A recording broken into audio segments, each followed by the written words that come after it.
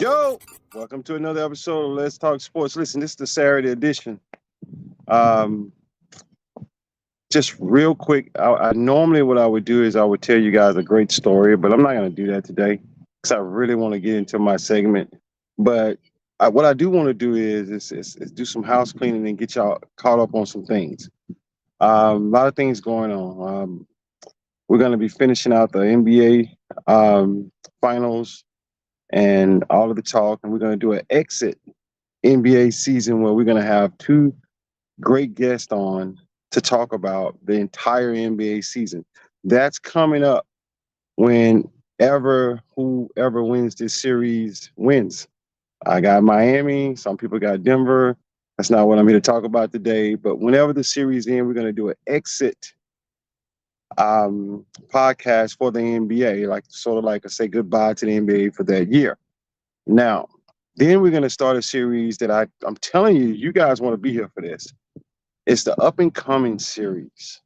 The up and coming series is going to be for young kids who are in high school or on their way to college, their first year of college, and we're gonna get a chance to listen to their stories. Be here for that. That starts right after the NBA finals. Also, another special announcement. As time go forward, real soon, somewhere in July, we're going to start airing on Wednesday nights at 7 instead of Thursday nights at 7. The Saturday stays the same, 12 noon. But the Thursday night is going to move to the Wednesday night because it's almost football season and you guys know there's Thursday night football. Hey, I'm just trying to build a show. I can't compete against the NFL nor the NBA. So, and I like doing my shows live, but I can't believe I'm saying it because I really didn't want to do live shows. But it's funny how things change when you do it over and over again. And those are the things that are upcoming. So please pay attention to the text messages. I'm sorry, the text message, the I'm posting on Facebook, the videos I'm doing on YouTube to let you guys know that our time is going to move from Thursday, 7 o'clock to Wednesday, 7 o'clock, and Saturday is going to stay the same at 12 noon. Also, the Thursday podcast will always be something surrounded around guests, up and coming, fans. Like I told you guys, this show is for the fans. So we're looking forward to that. Just remember the time change. Thursday podcast is for guests. Saturday podcast is for me to let you know that I know. That's for me to get all my weekly pressures off and talk about sports and sometimes inspire, sometimes piss people off. It doesn't really matter to me. But I just wanted to let you guys know that's what's up and coming. That's the house cleaning. Now let's get into the subject at hand. Is Jokic the best player in the NBA right now? Or period? Whatever. I want to talk about Jokic, and I'm going to say Jokic is my boy because I am a fan of his game. Let me just share this with y'all up front, Denver fans. I am a fan of the Joker's game. I can't tell you that I've been a fan of the Joker's game since he's been in the league because that's not true. I'm going to tell you when I became a Joker fan. I became a Joker fan last year, Game 5, Golden State, Denver. The Denver Nuggets were really shorthanded. And I seen him battling with Draymond Green. And I seen his demeanor. He wasn't fazed by the moment. So I always like players like that. I'm not some sitting and tell you that I'm gonna have a poster of him on my wall. It's not that kind of thing. It's just I love watching great players do their thing in pressure situations. That's what makes sports so loving to me. I just fall in love with watching people rise above or rise for that situation and show everybody, hey, I belong here. And that's when I became a fan of Joker. And I'm still a fan of him today. I like watching him do his thing. He is truly the first point center. And let's just go ahead and call him what he is. He a point center. I mean, let's just be honest. We never know what Joker going to do. Is Joker going to go get rebound? We don't know. He may be on assist at this time. Then sometimes he may be on points. But at the end of the game, in some way or another, this dude going to have like almost 30 or a triple-double It's ridiculous watching him do his thing. It's almost like boring to watch because he does it so well. He reminds me so much of Tim Duncan. And his coach said that in one of the press conferences, but even before he said it, I was like, this dude reminds me of Tim Duncan. It's kind of, I don't say very much, but I kind of know how to do everything. You underestimate me, I'll show you. He's honest. He has, I mean, you just can see the humbleness oozing off the Joker. I like him. Man, I'm watching this guy the other night, and I'm like, dude, would you please rebound the freaking basketball? Why are you on the perimeter? Then I realized this dude is actually playing guard. He don't supposed to be under the guard. That's incredible to watch. He's a forward, he's a guard, he's a center. He can play every position on the court, and that makes him unique, powerful, impactful. Um, I don't know how many other good things to say about the Joker. He's really a good player. And this is the part that the Denver Nuggets fans are not going to like. Let's pump the brakes on. Now, it ain't just the Denver Nuggets fans. It's analysts. It's even players. Uh, I'm going to go ahead and answer my own question to the show. The Joker is the best player right now on the court. The Joker has been the best player pretty much through the playoffs. Regular season, yeah, you can argue that too. I mean, but let's just kind of pump the brakes on the best player ever. I'm seeing a lot of that on social media. The best player ever is not even a stretch. It's just ridiculous. Um, the best player in the NBA in the last 3 years, even though he won MVP, MVP is voted on by the peers in the media. It's not the players who's voting on that. So, yes, I give it a lot of merit. Yes, I do hold it at a high esteem. But when you say best player, what are you looking at? I mean, because here's some things that maybe y'all don't want to talk about. I honestly watch Joker get lazy sometimes and not do anything. I honestly watch Joker sometimes seem like he just completely tunes out of the game. Now, a lot of you probably say that's just a ploy to get his teammates involved. No, he checks out. Now, I haven't seen that in the playoffs. Well, yes, I have. Yes, I have. I take that back. Sometimes he just checks out. It's almost like he's not there mentally. Like it's just like he zones out. Like he's just kind of going through the motions. Um, if Joker played against some of the best centers in the game, or the best centers, they ever, all NBA best centers, and he actually played the center position, he may not even be in the top 10. I know that's going to hurt some of y'all feelings, but I want you to just get this in your head. Just imagine this. Just do me a favor and just close your eyes and imagine this. Imagine the Joker versus Shaquille O'Neal. I've imagined that. I that's not a good ending for the Joker. Okay, Shaq was brutal. Shaq was brutal. Like Shaq get the ball, bump you once, you two steps back, then he dunking on you and putting all his nuts in your face. I'm just saying. I mean, I don't mean to gross nobody out, but that's the truth. Um, okay, so let's just take Shaq off the table. Let's bring in Akeem Olajuwon. Probably the nastiest turnaround I've ever seen. Just finesse with the basketball. Once you get down that low post, he just embarrasses you. Shaq was one of the people he embarrassed. So it doesn't end well with the Joker. Now I know there's a lot of you, if you're listening, you're probably saying, well, that's a different era. I'm talking about some of the best basketball centers to ever play the game. Let's talk about Kareem Abdul-Jabbar, who actually had a very similar game to the Joker. Kareem could shoot threes. Kareem could pass. Kareem can literally play the point guard position if that existed at that time in that era. Free throws were great. Hook shot was unbelievable. Also had a little pull-up jump shot.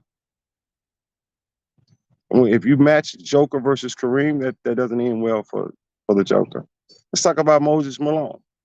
Moses Malone would definitely, the Joker would have height advantage over Moses Malone, but boy, he would not have the physicality.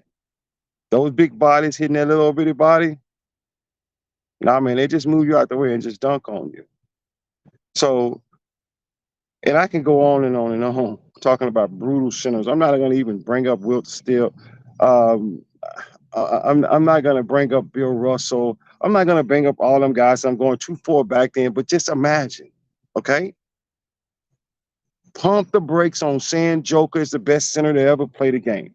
Pump the brakes on saying the Joker is the best player to ever play the game. You're just 100% delusional. Again, I say, Joker is definitely one of the best centers to ever play the game. He's one of them. Let's see where his career ends at. He probably go to the Hall of Fame. But guys, pump the brakes. Listen, if you wanted to say that the Joker was the best player in the NBA this year, then you would be wrong, because if you go by the MVP, Joel Embiid won MVP. That's another person that will give Joker all kinds of problems, but Joker could probably hold his own against Joel. That's why I didn't really bring him up. But he was the MVP of this year. So it just kind of irks me when they say he was the best basketball player all year. The peers said, no, he's not. Now, I'm gonna ask this question. I'm gonna ask some of these questions about why. I'm gonna ask you guys questions and give you my point of view of why I say, yes, Joker is the man. But this is what happens. I'm gonna ask you some questions, but this is what happens first. You play that tune so much on the radio, it eventually overhypes the player. So let me explain. When you listen to a song on the radio and you listen to the radio in your car and they keep playing this song 6, 7, 8 times a day on every radio station that you listen to, you kind of want to change that tune. That's how it's been for the Joker for the last 3, 4 months.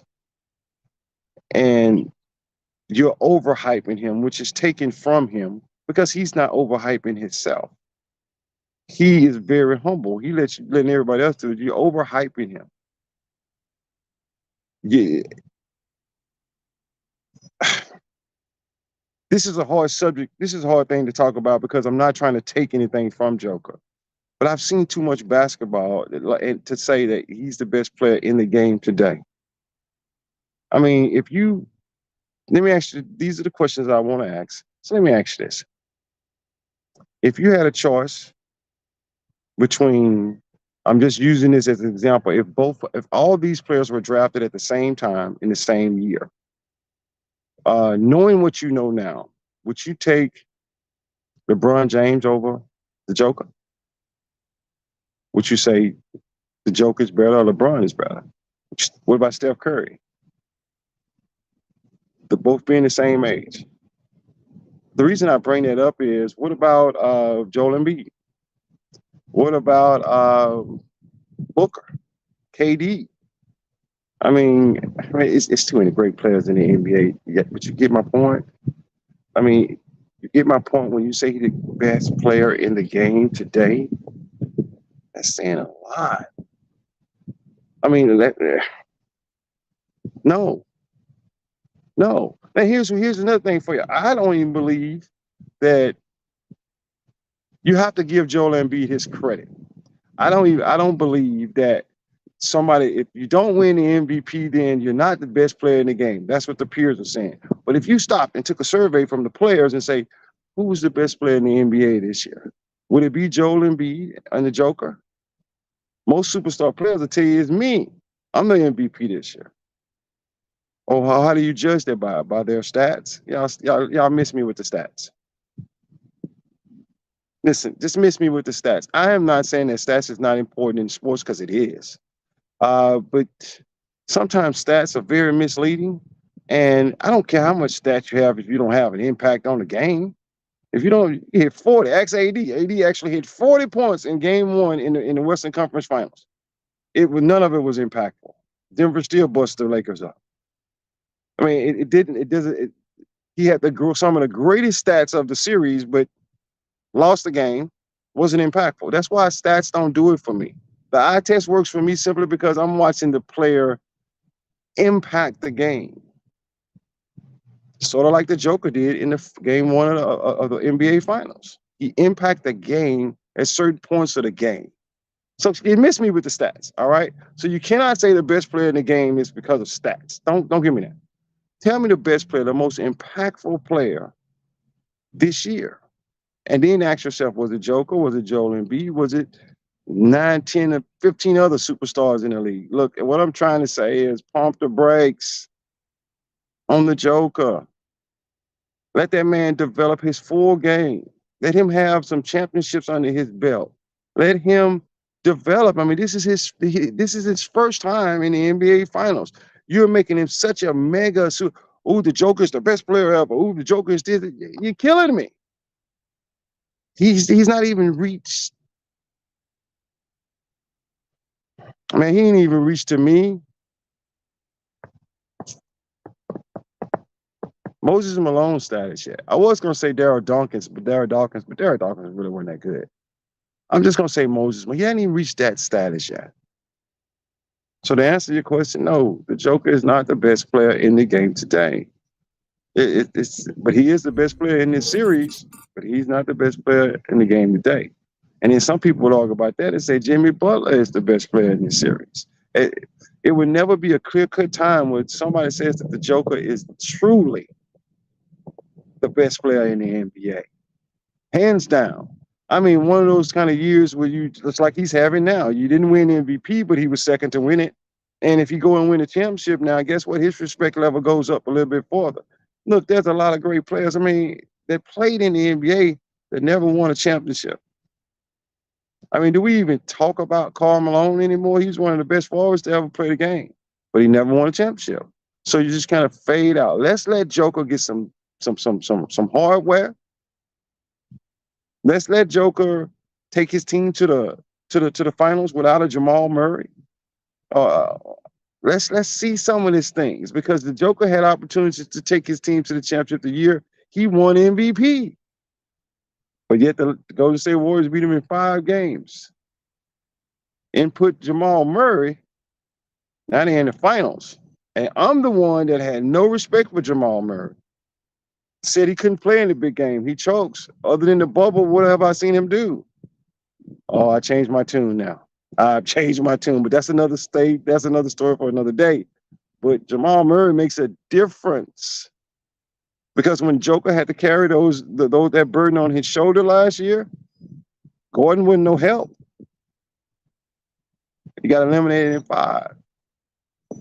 Now some would say, well, Golden State was just a beast. Well, that plays a role in it too, but I'm just saying Jamal Murray makes a difference. So let's pump the brakes on the Joker being the best player ever. Let's pump the brakes on the Joker being the best player in the NBA in the last 3 years because we're going to pump the brakes on that. But let's do this. Let's give Joker his credit for being one of the best, especially right now. Let's give Joker his credit for always showing up in moments of the game where his team needs him. Let's give Joker the credit for being a leader of his team. Let's give Joker some credit because he's freaking humble, and I just like that. But he's not quiet, and for those of y'all who say he's humble, but he trash talks too. I see him doing it. So don't try to make him seem like he's just such a nice guy because he's not. And Tim Duncan wasn't either. So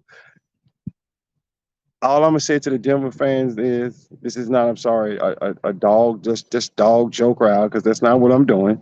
What I'm saying is pump the brakes. Let's get him some hardware first. Let's get him some dominant performances to the point to where nobody else shows up. Because every dominant performance that he has that I've seen so far, man, I look over on the other side and I see Jamal Murray with 30 or 35. I want to see him just take over a freaking basketball game like Shaq used to do, like Hakeem Olajuwon used to do. I'm talking about there's a certain point of the game where he says, nobody's going to stop me. I'm scoring on everybody. And I haven't seen that yet. Not this year, anyway. So until I do, I'll raise him up a little bit further than Moses Malone.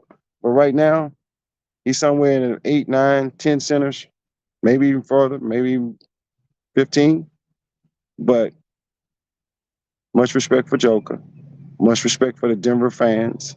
Um, wish you luck in this finals. This will be our first one. Everybody deserves at least one. So wish y'all the luck in the world. But let's pump the brakes on the Joker being the best player ever, or the Joker being the best player in the NBA, because you're not close me on that deal. And with that being said, don't forget about my announcements. We get eventually moving to Wednesday at 7 o'clock. Don't forget, we got the series coming up with the up and comers. You want to see that. These kids are balling out here. I'm here to tell you. You want to see the series that's coming up on the NFL training camp. That one's coming right after that. So we got a lot of stuff going on here. Um, Thank you all for the support that y'all give, for watching the videos, for watching the reels, for watching everything. Let's Talk Sports, doing everything in our power to turn up a little bit more for you guys. And I just love you for the support. And for all those who watching, thank you. All those who haven't watched, thank you too. This is Rich Cole. Let's Talk Sports. Peace. Y'all know the rest.